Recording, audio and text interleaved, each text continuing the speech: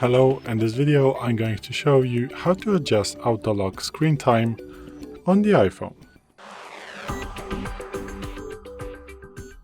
So today in front of me is the iPhone 12 with the iOS 17.4, but it really doesn't matter which iPhone you have, it is all going to work pretty much the same.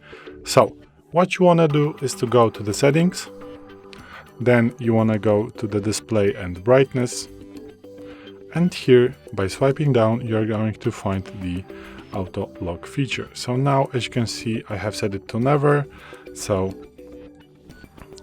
when I'm going to leave my iPhone it is going to be all the time on, but you can set it to 30 seconds, so it means after using the screen, so after this click 30 seconds and the iPhone is going to be locked within 30 seconds.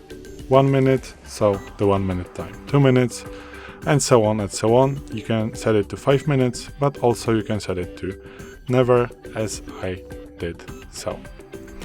This is it. So you just click and set the time that you want to, and from this time, if I have set it to 5 minutes, after 5 minutes sitting still, the iPhone like this, and I'm not going to touch it, this is going to be locked. So thanks for watching.